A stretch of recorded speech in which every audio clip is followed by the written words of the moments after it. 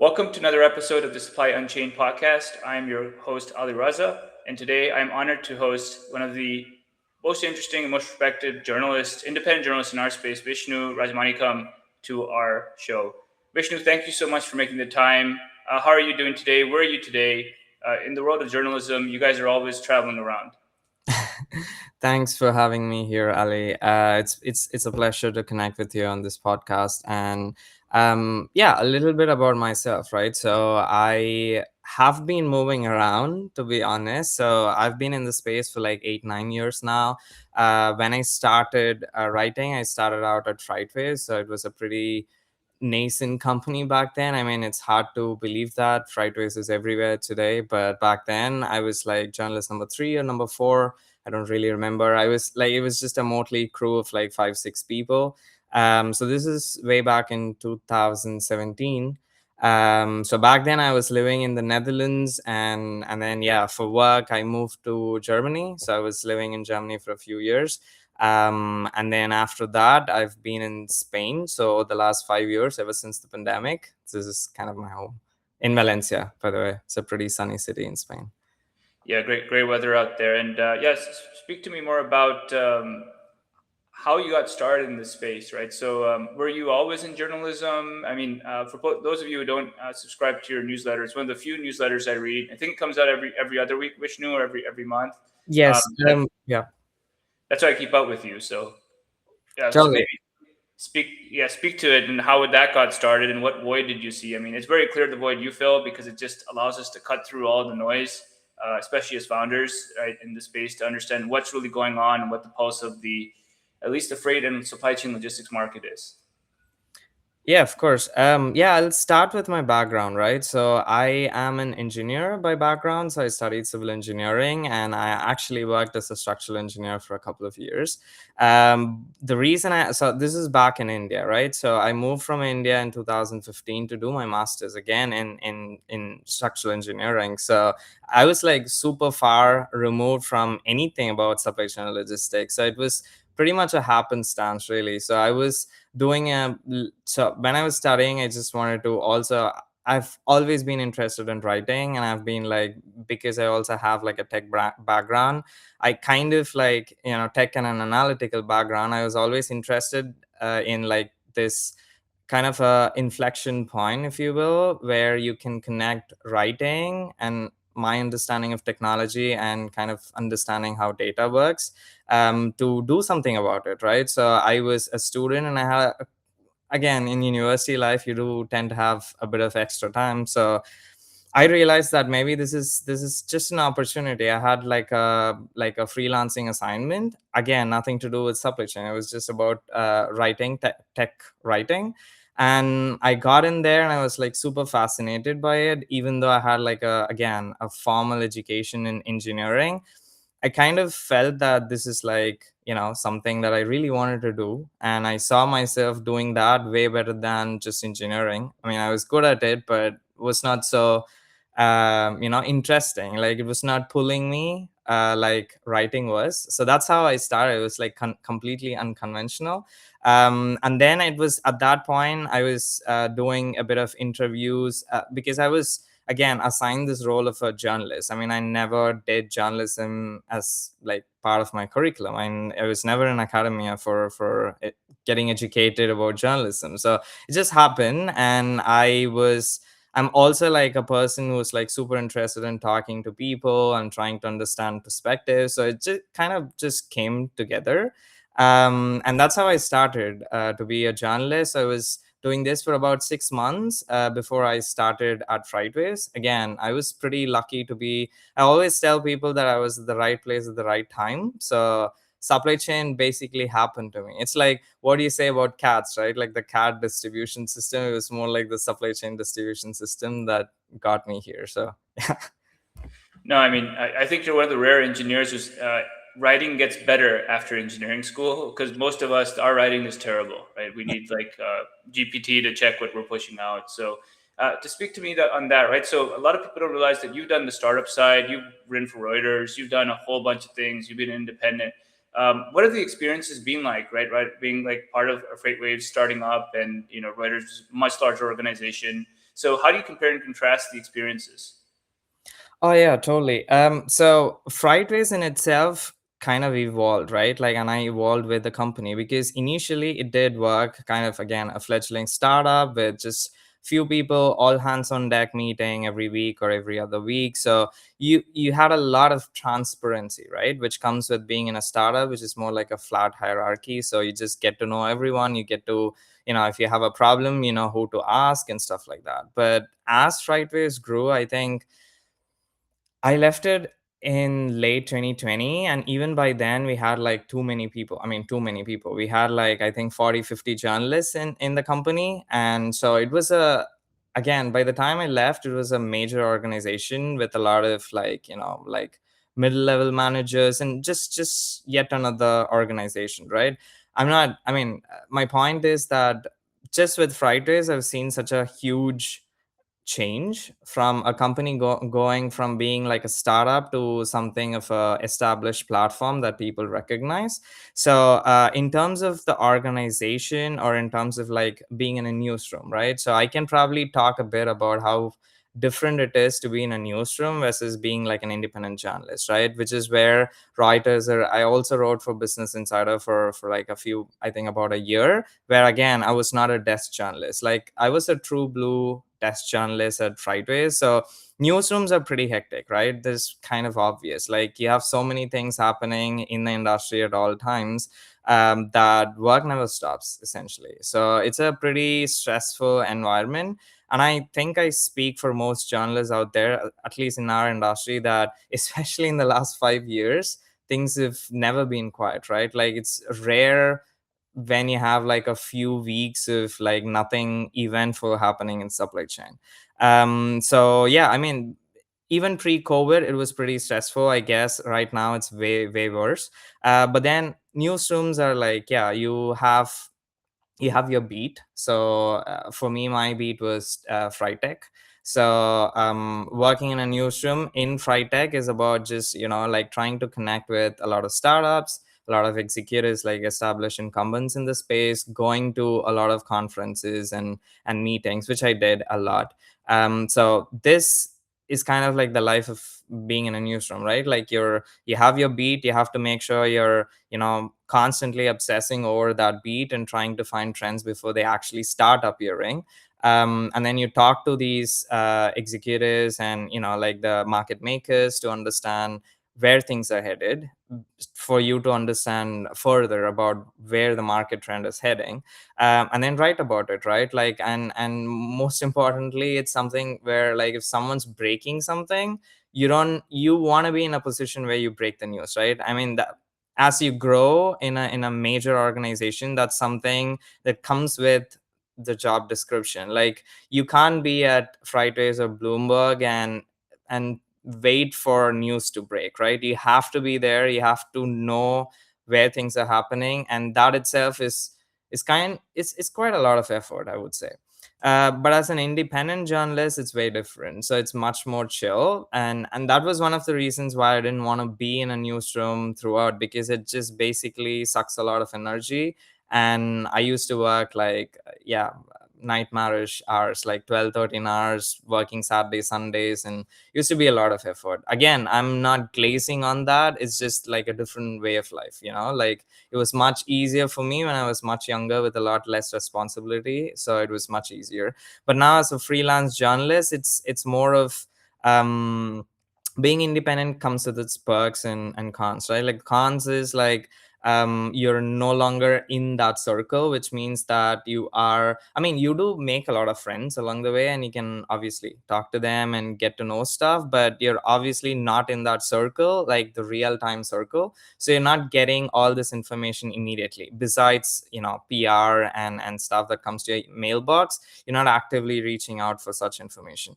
But on the other end, like the flip side, it's more chill in the sense that you are trying to make sense of trends that are happening, but in a more comprehensive way. So it's not just like a news article, but rather like, from my end at least, I've really enjoyed doing reports, Over the last few years, that's more of what I do rather than breaking stories or like doing news articles. Reports are something that's more interesting, again, from all the stuff that's happening with AI, right? It's just like you pointed out, people these days, even if you are not really a great writer, if you have your thoughts, you can just put it together and ask ChatGPT or Claude to just fix it, and you'll have like a proper article in place, right?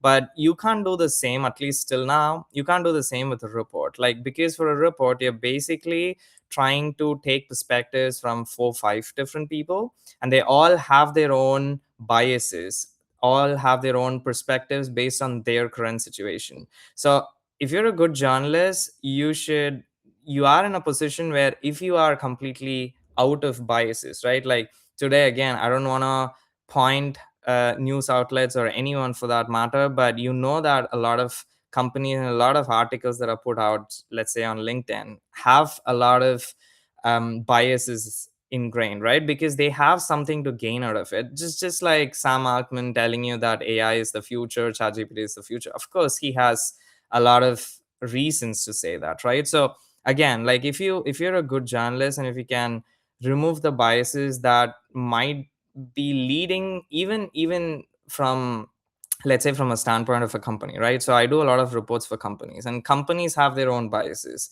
So for me, it's more like ensuring that I'm trying to balance between what they want me to do versus what the people I speak to actually tell me. So to make sure that it is neutral, but at the same time, it's not exactly leading someone on. And I think a lot of journalists don't do that, unfortunately. But yeah, so that's something that I've really enjoyed, because when you go into conversations, like for instance, when I write a report, right? So I have like a skeletal structure. So I put down a structure, I have a theme, so I write down a structure, and I'm like, okay, I understand this market, so this is how the trends would play out, and this is how the structure should be.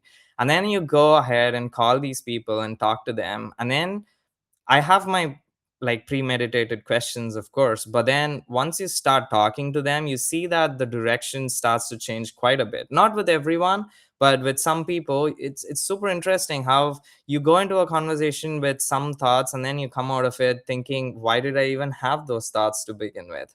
And then when you actually get down to, like writing the report, you see, with all those different ideas, the report eventually turns out to be way different to where we started. So again, I think I'm kind of like going way outside of what your question was, but my point is, like, I feel as an independent journalist, I also have time on my hands to sit and think and see if this is the direction I want to take for a report, rather than just like in a newsroom where in the morning you have something breaking, so you have to talk, you have to do the scribe, write the article, and push it on the same day.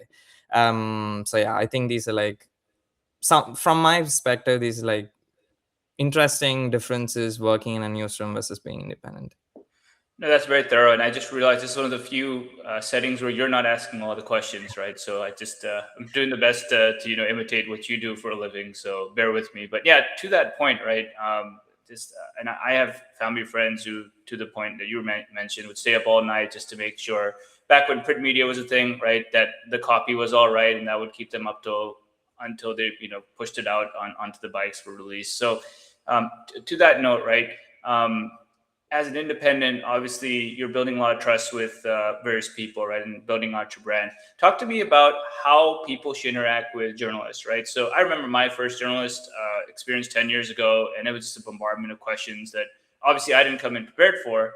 But I think a lot of people need a little bit more coaching in terms of, when a journalist wants to reach out and ask you questions, just like you pointed out, you have a plan and structure. You have to ask the hard questions, get the truth out, see what's really going on. It's really required, as you said, in terms of writing up reports and getting 4 or 5 different perspectives that an AI can do today. But like, how should just the average person? I know maybe some founders are reading this that hey, they have their first shot with a journalist. How do you interact with them the first time? How do you build that relationship? To your point, like you want that breaking story that this is about to happen. Talk me through that process. So you want to understand how the thought leaders need to get prepared to talk to a journalist, or are you asking the other way around? Like, how do I prepare to talk to these people? Well, how should we prepare, right? Because I mean, you come in with your preparations, and then most people don't even talk to journalists, as you know, because they just don't want to share, overshare, and they're a little bit paranoid. You know how it is, right? So I think in the supply chain space, if you can work with a great general journalist like yourself, you can really tell the story and say, hey, this is differentiation of what's going on. So maybe how should the average person think about the journalist? Is the journalist your friend? Is the journalist trying to get the truth out of you? Walk me through that relationship, right? So different people paranoid, I would say, about journalism in general. Totally. Yeah. So, one of the things that I would say that if you're an industry leader in our industry, you would probably, if you've spoken to journalists, you would understand this, but just trying to clear out the air, right? Like people, when they think of journalism, they currently, and I kind of understand where it comes from, right? Like people really don't have a great opinion on journalism. And that's because of the kind of sensationalism that we see on regular media, right? Everything is being sensationalized. And obviously, it's for the clicks, it's for the views, and they want to make business. And it all makes sense if you look at it from a logical perspective. But then again, the journalism, the idea of journalism being like the fourth pillar is kind of crumbling. Not just, I'm not just saying that that's true in America. It's true everywhere. Like in general, the ethos surrounding journalism is kind of being corroded. And because again, everyone wants to make money, and that's not wrong per se, but then ultimately it also damages what journalism stands for. And so that's the first point, right? Like to your point on why people are kind of scared or kind of paranoid to talk to journalists is because they don't want to get sensationalized. They don't want to say something which can be construed into something else, and they become the headline. And I think if you're the bigger you are in an industry, the more responsibility you have, the more chances of you being brought down by one hit piece, right? And this is something, even when I was covering like quarterly reports of companies, right, it was something that fascinated me endlessly. Was the fact that you could take the same numbers and write two completely different stories. Like you could take Nvidia's earnings, for instance, and you could be like, okay, they've grown 50% year on year. But you could also take their future estimates and say, ha, they're not going to grow just like they grew the last year. So depending on how the journalist really wants to set the tone for the story, they can change it, right? So again, that's just an example, but I feel that fundamentally, inherently, people feel that they don't want to be part of a headline which is obviously not showing them in a good light, right? So uh, setting that aside, how would a person who wants to talk to a journalist approach this, right? So for one, I think you just need to know who the journalist is, right? Like you need to know who you're going to talk to. And the best way to see that is to see the work of the journalist, see how they are, like the kind of questions they've asked, the kind of stories they've put out, the kind of companies they've covered before, which will kind of give you an idea of if they understand the industry. And two, are they covering maybe your competition or maybe a vertical that's like kind of like aligned to your vertical? You see how they look at these stories, right? For instance, there could be some journalists who are like super pessimistic about, let's say, real-time visibility, and some of them are who like super chuffed about real-time visibility. Now, if you're on either side of the camp, you just need to make sure that the journalist you're choosing is not going to be from the other side of the camp, right? But again, you could also be someone who wants to ruffle some feathers and talk to the person who basically attacks your premise of your company, for instance. So yeah, it depends. On the first thing that anyone should do before talking to a journalist is to have like a thorough understanding of what the journalist, and probably if the journalist represents a medium, like a media company, what is ultimately the way the media company works, right? So that informs you. And for another question that I keep getting asked, especially by PR firms, is how can a PR firm or a company approach a journalist? So for me, again, I wouldn't say I get a lot of emails every day, but I do get, like, let's say, in a week, probably 10 to 12 different proposals for different stories. Now, me acting on those stories is secondary, but me even feeling that this could be something interesting, that's the spark, right? Like, what brings me to open an email and then read through it and also respond, right? There are three different things: clicking it, reading it, and then responding. So basically, the headline should not be sensationalist. So that's something that I really hate. Like, there are so many people trying so many tricks just to make you open the email. Maybe you open it, right? Like, most of the cases you open it, but then the moment you read it, you get like a bit of disgust, right? Like, you're trying to cheat me into something. So obviously that doesn't work, at least personally, right? So I don't like it when like headlines are super sensationalist. I like it when there's some kind of a data or a report. So if I see on the headline that this is some data backed report, or this has some value based on, like, like maybe it's a report where they've spoken to like 200 people in the market, then it's something that's interesting to me. Maybe I'm not going to cover it, but I would love to read through it if if it sounds interesting, of course. So yeah, anything with reports, anything that has like a unique perspective. So for instance, right now everyone's talking about the Strait of Hormuz, right? But not many people. I mean, again, people are talking about it, but not many people are talking about the issues with fertilizers. Everyone's talking about the oil problem, but not about the fertilizer problem, which is probably going to be a huge problem for, let's say, West Asia. Yeah. I mean, in this situation, if someone comes up and sends me an email about, a company that has been, I don't know, like transiting this specific area and moving fertilizers, how are they reacting to their vendors, or how are they gonna manage this? That's an interesting topic, right? So my point being, it needs to be timely. It needs to not be sensationalist. And three, when I read through the description, which is usually like 3-4 passages, I need to understand that the what they're saying makes sense to people who are from the industry.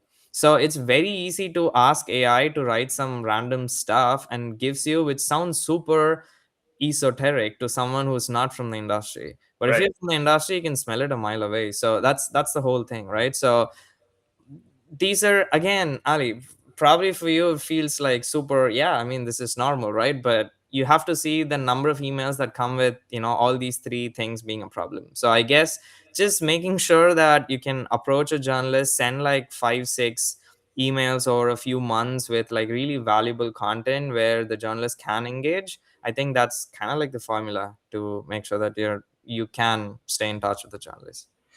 No, Vishnu, thanks for sharing that. So, what is the medium that is easiest to reach you at? Is it LinkedIn? Do you prefer email? What is? Do you give uh, someone a call or? Yeah, for me, LinkedIn is best. LinkedIn and email for sure. I mean, I do have other channels, but this is kind of like the medium that everyone uses. So I'm pretty active on LinkedIn and pretty active on my email. So yeah, so this is like the places I've used for forever now. So yeah. What I like about you is you like to get into nuances, sort of like what you spoke about with the fertilizers and the oil. And I used to work on the Strait of Hormuz Yeah. at a time, so I lucky I'm not on a ship there anymore. But to your point, right? You have covered so many different geographies. I mean, you lived in Germany, Spain, the Netherlands. Obviously, FreightWaves is an American company. What are the cultural nuances of doing journalism, say in Europe versus the U.S. and other places that you cover? Are certain questions obviously that you can answer or can ask, can get an answer from? What are the main differences? I don't think people realize the difference of say journalism in Europe versus journalism in the U.S., where we obviously have more free speech and other things. So, the thoughts Yeah, on that? it's actually a great point. You just pointed out free speech, right? I mean, it's probably not so obvious, and this is kind of like a thing that memes are floating around how Europeans don't have free speech. But more than free speech, it's about the regulations, Ali. Like, for instance, I distinctly remember when GDPR came up. It was such a big problem. Even if you're, let's say, you're going to a messe, right? Messe is like a conference in Germany. And you try, let's say you go to a company, let's say Caterpillar, right? And they have some kind of like interesting stuff in their booth, and you want to talk to them, and they say, hey, I want to reach out to you. And it's like, yeah, of course. And then they give you this kind of a big checklist, and you have to check everything and then sign so that they can take your email ID. So it's like everything is bound by regulations, and you can't just reach out to people. And this kind of like the way this is, I mean, this is just like a um I would say there's just one way through which you understand how regulated everything is in Europe.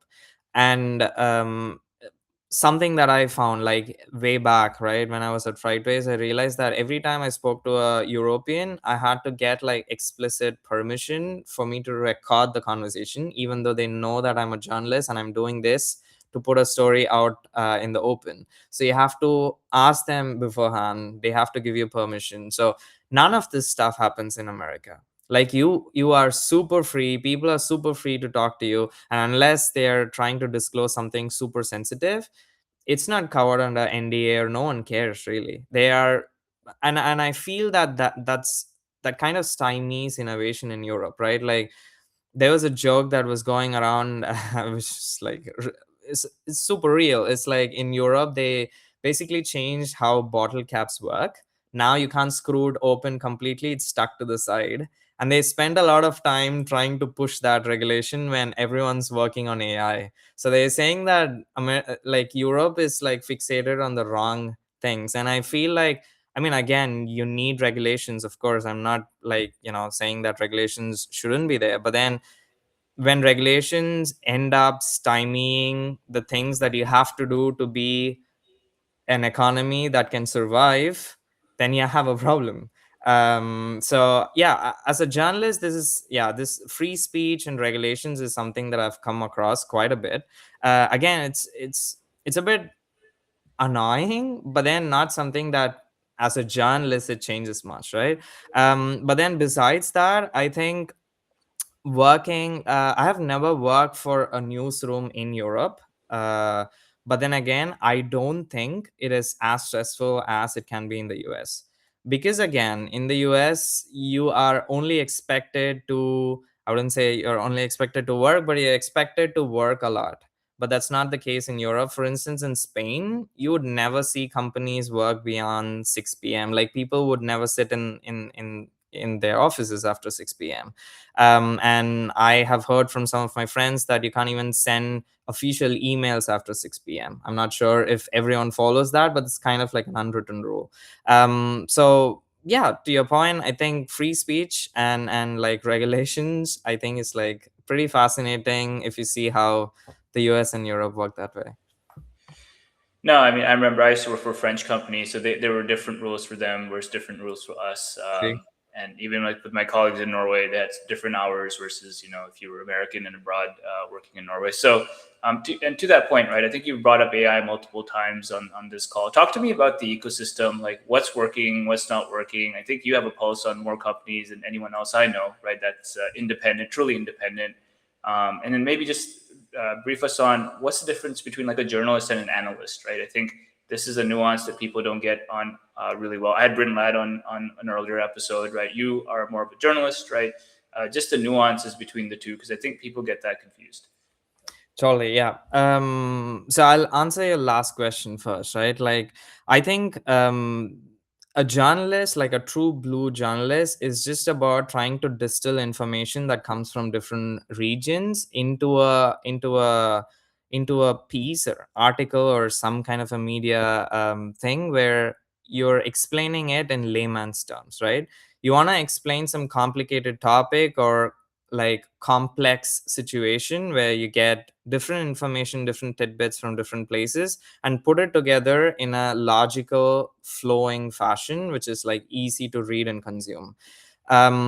I think the basic difference between an analyst and a journalist, I mean, as a trade journalist it's a bit different, right? Because I also work with data, I also look at data trends and stuff. But then an analyst is only doing that, right? like an analyst needs to take information, let's say within a company, take that information and put it in a in a format that can be consumed in-house by people who already understand what they're doing, right? But for a journalist, for instance, my biggest thing, I still remember early on, I used to write these articles and I used to send it to my mom, because I wanted to see if she can understand a little bit at least. Because if it's always really highbrow, then it means that I'm not, as a journalist, I'm basically pushing out, like, it's like walled content without the virtual walls. It's just that the content is there, but it's not actually accessible to people. And I think logistics and supply chain, I really believe that everyone needs to understand this to an extent. I think the pandemic and probably the Suez Canal crisis kind of brought in this idea that, oh, there's something called supply chain. Oh, if something happens in the Suez Canal, it's going to affect me buying my t-shirt in a market here. So people, I think, in the last 5 years have kind of understood what it means. But then I feel that understanding supply chain in real time is super beneficial for a normal person, and that making sure that it is accessible, like it's written in a way that's accessible for a regular person, is what kind of differentiates a journalist and an analyst. I think that's a great answer, and thank you for providing that level of clarity, right? So, and to your point, right, at FreightWaves, you were sort of a journalist and an analyst at the same time, right? Because it was such a small startup. So, talk to me about that experience and just keeping, like a firewall between both different hats that you had to wear, which is, media facing, external environment facing, and then obviously FreightWaves had a product I believe called Sonar, right? And that's basically you're getting both public and private data to come up with some analysis there. So, how was that in terms of the startup experience wearing both hats versus typically at a Reuters, you're just an analyst or just a journalist, right? Totally. So I think that was actually interesting because Sonar didn't come till, I think it was the last year I was there. That was when Sonar was floated out as a independent platform, and we were given access to Sonar and we could get this information. And generally, what I mean, being in the tech beat, it was not exactly doing a lot of data related stuff. It was more about trying to understand the VC space. But then I did use this when I was doing Project 44's maritime report for about a year. We did use a lot of data, right? So this was an interesting time where you get like data from Sonar, data from Project 44. You have all the BLS data, the Fred statistics data. For me, it was just like, personally, because I also have an understanding of data with my engineering background, it was a lot of fun. It was a lot of fun because, again, logistics is more like an indicator of the larger economy, right? So especially with macroeconomics, like, you if you can understand, for instance, LMI, right, logistics managers index, if you see how LMI is moving, you can understand it's like a forward indicator of what's going to come in the next 3-4 months, right? So that was very interesting to me because I felt like, you're kind of like an analytical astrologer. Like, you basically can predict what's going to happen based on the data you're seeing today.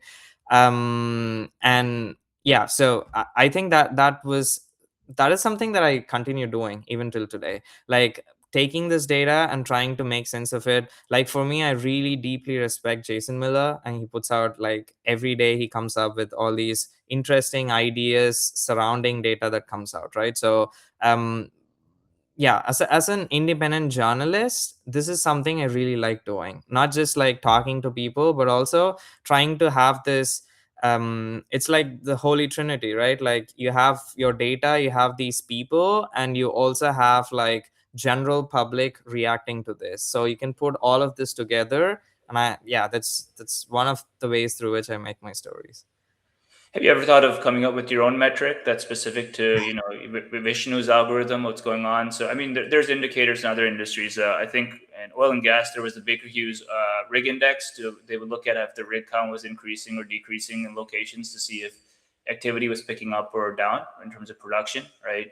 But have you thought about maybe, because the amount of knowledge that and information that you bring in as a analyst journalist, have you thought about just coming up with your own models and saying, well, this is where I think the world's headed? Because that's sort of Uh, like your job, right?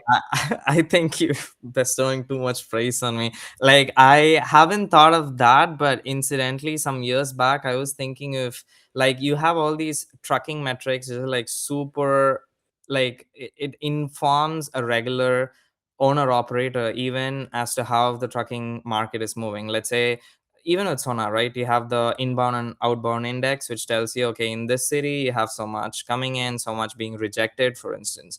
You have none of that in India, and India is such a massive market with so much of, I mean, if fragmentation is a problem in the US, it's a much, much bigger problem in India. And of course, in terms of logistics costs, right? Like, I think in the US or in Europe, it's around 8% of the GDP spend. And in India, I think it's like 12-14%, and they want to reduce it.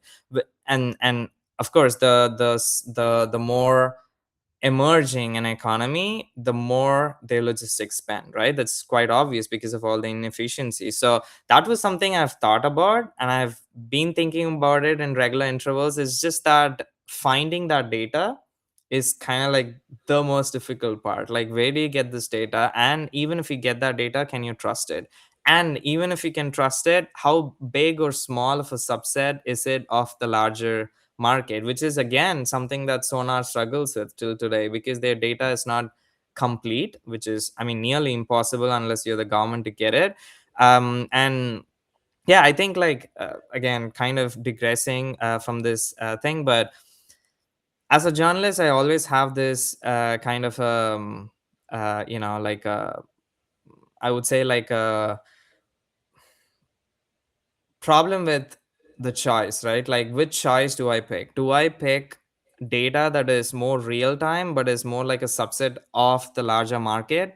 Or do I wait and get more comprehensive data 1 month down the lane after things have happened to inform myself of how the future is gonna happen, right? And I feel this is the biggest difference between a database like Sonar versus a database like BLS, where you have data which you can completely trust, which is like, like directly relates to the larger economy, versus Sonar, which is more informing you instantly of what's happening, but you take it or leave it, because it can inform you in the right way, can probably not inform you in the right way. For instance, with the last 3 months, right? Like, you've been seeing truckload prices have been rising, and that's in part, or rather mostly, because of supply being constrained, not because demand was high.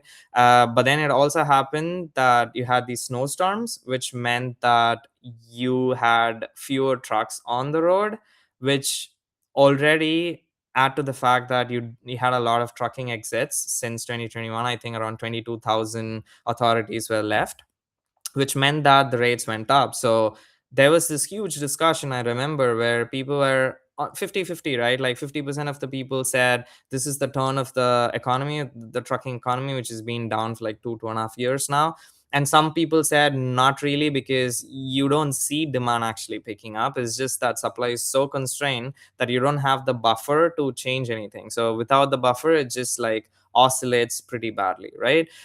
So that's a classic situation where you have no idea. You're basically seeing some data that can inform you based on your bias, which is where it comes to, right? Like, if you're a journalist, if you have a bias that tells you, okay, the system has changed, now we've hit the bottom and now all the way is up, then you take that data and say, yes, it is because of this that the system's going to change, and you're informing the truckers that, hey, you're going to make more money.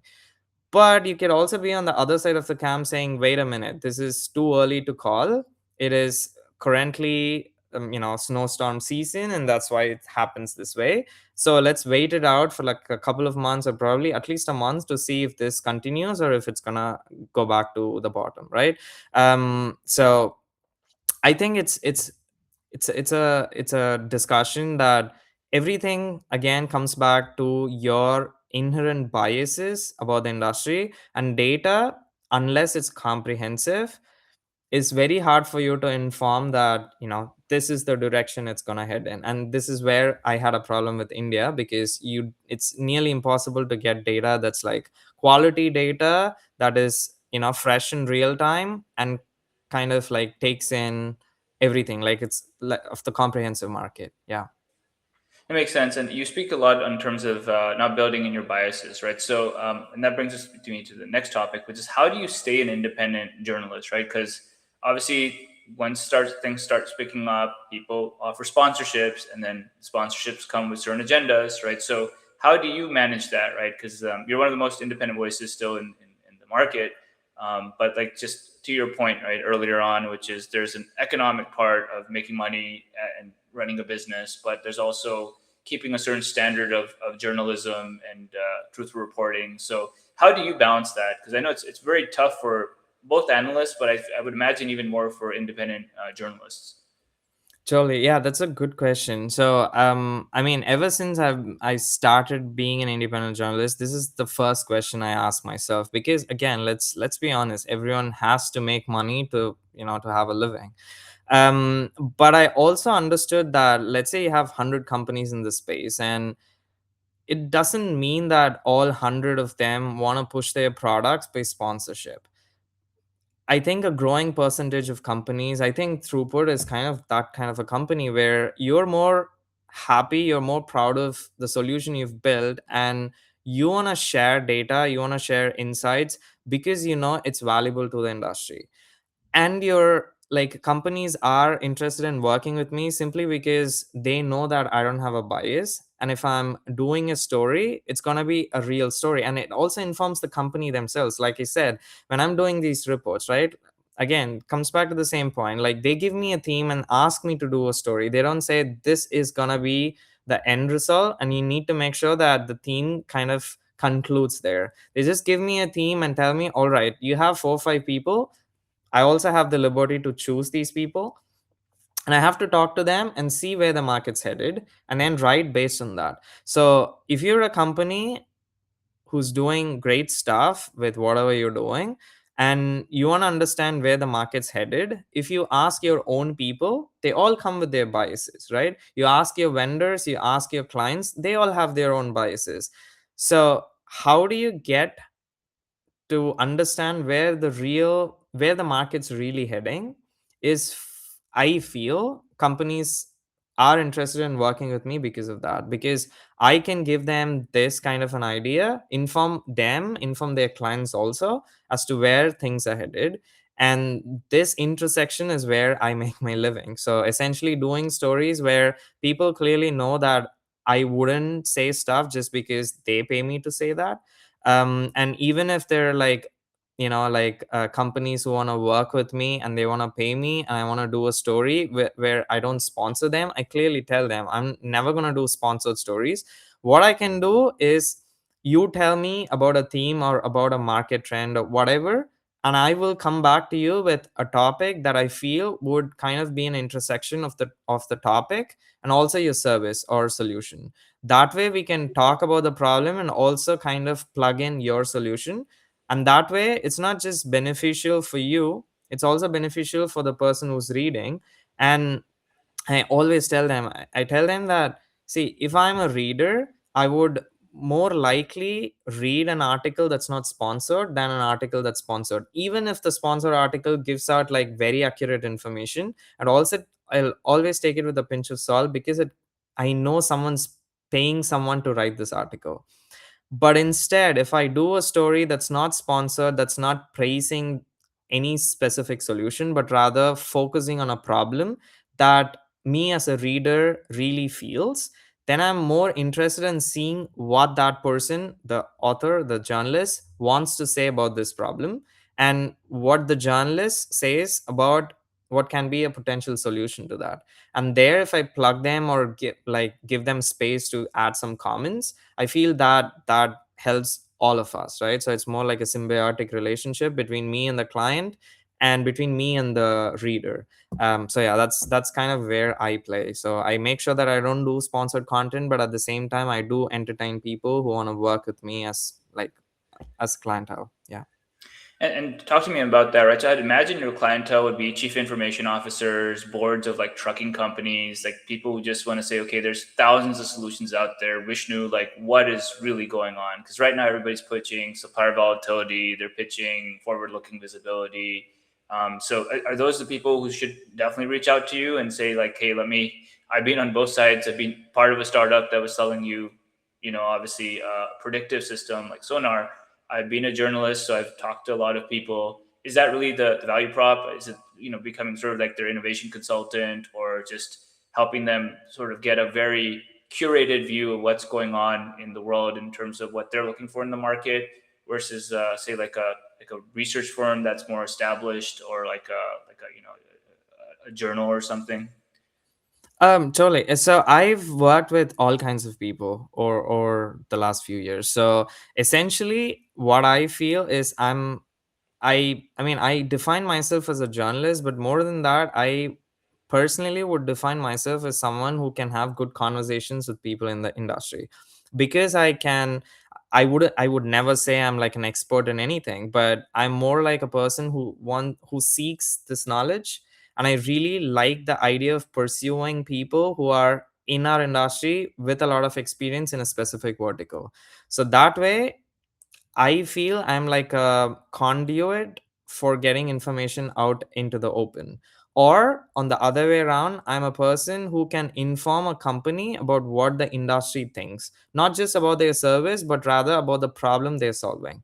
So something that I mean, I've over the last few years, I've noticed is, technology as such is kind of evolved in our industry. When I started out, like 2015, 2016, I used to write a lot of stories where we were saying that tech adoption in logistics is such a pain. No one wants to change. Everyone wants to just stick to the archaic methods they've been using, because these people are 40 plus 50 plus years and they've been doing it for 20 years and they don't want to change anything for anyone. But now that's not the case. I think ever since just before the pandemic and especially after the pandemic, you had two things, right? Like, one, the pandemic completely yeah, changed everything, the way we work, right? I mean, it was kind of a joke, but then people even started thinking of variants to just in time, saying like just in time doesn't work anymore, because what is just in time when you can't predict anything, right? So I feel that during that time, people got a lot, like companies got really paranoid, and they started investing in technology, especially real time visibility, right? A lot of companies, I mean, startups started popping up, and companies started using real time visibility. Especially, I remember when the container liners were just like queuing up like 100 outside port of LA and LB, right? um and then, I mean, that was one of the big tailwinds, and the other was VC funding, right? You had so much of VC funding coming in, and you also had these SPAC companies, right? Like companies going public by just buying Right. some other company. So it was at that time madness in the industry. You had like so much money coming in, so much interest flowing in, that everyone was talking about technology. Everyone wanted to adopt something to make sure. I mean, it was desperation, right? Ultimately, it was desperation. If everything was working okay, no one would have wanted technology. But they realized, again, also FOMO. But besides that, it was just that some of the things were not working, and they just were like trying to change that by just plastering technology on it. But now I feel that companies have, I mean, at least the big companies, or like most of the companies in our space, have understood that technology can be a real benefit if used properly. But then now, slowly, I think people are realizing that the technology is only as good as the data that flows into it. Yeah. We had this conversation like a couple of years back, where garbage in, garbage out, right? Like, if you don't have good data, doesn't matter how good your tech is, you're still gonna get garbage results. So I feel now companies are, not all, but then it's something that companies are realizing, that it doesn't matter if your tech stack is like super big, super varied. It matters if all of them can connect together, and the data that is being pushed inside is proper enough for them to get some results out of it, which they can use as insights for improving their operations. So now I think that's, yeah, I mean, what am I seeing in the market? I'm seeing this. I see that companies are now realizing that, you know, having good data is kind of like the cornerstone to anything. If you want to build technology or buy technology, whatever, you need to make sure that the data is good enough without a lot of noise for you to get some insights out of it. That makes complete sense. I'm seeing sort of the same thing, especially with intermodal, where we interface there, where on one side it shows four, the other side it shows two. So most of the effort, at least in AI, is data cleansing, especially in supply chain logistics. Um, there's not a lot of AI going on from what I've seen, right? But obviously, you can match brokerages faster. Like AI automated freight broker. I know there's warehouse automation. Obviously, that's all going on. I think Nvidia just announced something with PepsiCo getting more production out from that ecosystem. So since you're on that note, where do you think the industry, like, what are the gaps in the ecosystem system that you wish that people were solving for, right, on the tech side or just the operations problem side? And where do you think, in I guess the next 5 years, the next wave of companies are going to come and solve that? Totally. Okay, this is something interesting. Okay, one of the things that I've thought about in general about logistics and supply chain, as I wouldn't say supply chain, just logistics, is the fact that everyone across the world, be it governments or be it companies like shippers, they all want to make sure that the expenditure in logistics keeps going down every year, in the sense that no one looks at logistics and says, ah, that's a cost differentiator. It's mostly a cost center. Everyone looks at it as a necessary evil that they would completely take it out if there was like no reason for them to have it there, right? And that is why they're also desperate, because they're like, okay, if I put technology, can I reduce my spend? Everything comes back to expenditure, and that is why I feel the industry, being also commoditized and cyclical, is like a high volume, very very low margin business. And I think fundamentally, when the entire system or everyone in the system, one looks at logistics and inherently believes this is a problem, then improving on the problem can only happen if you have technology that can ensure that the margins are a little bit more bigger, a bit bigger, right? Because you're never going to change the system to make sure that, like, a system where there's no fragmentation, let's say trucking, right? Like, I had this conversation the other day with a freight brokerage, and we were basically wondering aloud on why this is happening in trucking, right? Like, he was saying that, like, what happens, you see that the market tends to stay a lot more time at the bottom of the market than the time it spends at the top of the market. In essence, if you have 10 years, you have more years of truckers not making a lot of money than years that they make a lot of money, which is not the case with most businesses out there. Maybe retail comes close, but then most businesses don't work that way. They always try to have bigger and bigger margins, but in our industry, that's like super hard because of the fragmentation, right? Like, if you look at, let's say, the maritime industry or the air freight industry, you don't have so much fragmentation, and that is why they have some control over the price. They can do blank sailings, they can have general rate increases every year. But you can never do that in trucking, right? Because there's fragmentation. There's always someone desperate enough to undercut your prices and go for something that's definitely going to put them at a loss, and they leave the market, but you have someone else again coming in their place, right? So I mean, I see that this is a massive problem in the industry, and we're not going to solve this problem. The only way we can solve this problem is by trying to increase margins. And I feel that's where technology, good technology, can actually play a huge role, because it can make sure that doesn't matter if your margin is thin. It just matters if you can stay longer in the market when compared to your peers who are not using so much technology. Like, for instance, with again, in the case of brokerage, right? Like, there are companies that are having an operating margin of like 8-10% and still surviving, and some with a margin of 14% and still not surviving, because they're not cycling their capital fast enough, or their account receivables are not coming in fast enough. So something happens, and they just lose track of something, and then they suddenly have to announce bankruptcy. So what makes a company that's making 8 to 10% margins, I mean, it's like super low, but still, if they can make that 8-10% and still survive in the market, it means that they can ride out any kind of ebb or flow. I mean, flow is not a problem, the ebbs in the market, right? Like Right. they can face that and still keep standing. So it's like the joke, right? Like when a bear is chasing you and you have five people, you don't need to outrun the bear, you just need to outrun the slowest person. It's the same idea. So if the margins are low across the board, the best way for you to make sure that you can still sustain yourself, and if you can use technology to ensure that you can still sustain at a very very small margin, it just makes, I mean, it just tells you that your company is going to survive. And I think the good days will come.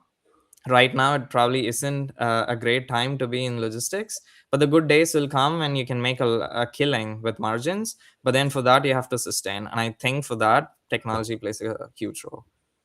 No, that's a great point. And I think, as you pointed out, in supply chain logistics, we know what the theoretical limit of engineering efficiencies is, which is zero, right? So everything is tied to, hey, if it goes to zero, I know what it takes to get to zero. But say you're selling a tool like Salesforce or HubSpot, the theoretical limit of what that ROI could be is infinite, right? So it's always harder to sell on a tangible, hey, like this is how much dollars I can save you or labor hours that I can save you. I mean, that's really what you anchor on in our ecosystem, right? Or truck availability, like those are like the metrics, which a little bit of margin goes a long way for these high volume players. But I guess that's where the conversations came up 4 or 5 years ago, where venture backed businesses in this space were coming up, and so sort of undercutting that margin with outside capital, right? To say like they just have a war chest to play the market share game and that race to the bottom, where some survive, some don't. Most, it's just that's always been the challenge in these sorts of businesses. So on that note, right, talk to me about what you're working on these days, right? Because you're out in Valencia. How did you end up? Obviously, the weather's great, but how did you end up out there? Because I think when we last spoke, you were in Barcelona. No, I was in Valencia. I was moving around, so I Okay, guess at gotcha. that time I was in Barcelona. Yeah, but so yeah, much lighter question. So I mean, I moved here because I really I mean, growing up in India, I grew up in South India, and I grew up in a beach city. So it was like a place which is like, I remember to be hot, humid, and a lot of sunshine, right? And of course good food. One of the places that was like super close to home in terms of like living in Europe and still having a semblance of living back in my city was Valencia. Why? Because Barcelona again is a great city, but it was like super touristy. Like if you have like a favorite restaurant, you can be damn sure that if you go there, you're gonna have to wait for a reservation, or you see a lot of people who are not from there. But that's not the case with Valencia. You can have like a great life here. You don't get a lot of tourists.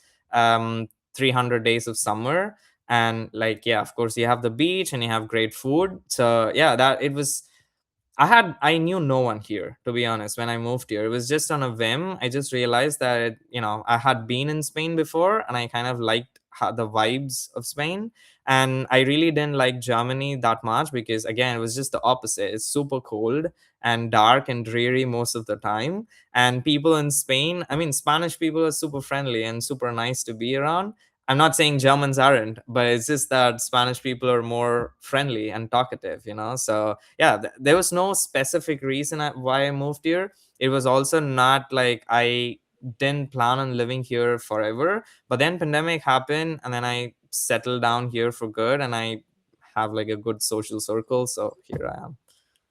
It makes a lot of sense. And so on that note, I guess outside of like what you do in journalism, and given you have such great weather, what do you do in your off time? Or just keep researching things, or do you have a hobby or Yeah. travel? I So guess yeah, your of other course. hobby. My hobbies are, so I am really into calisthenics.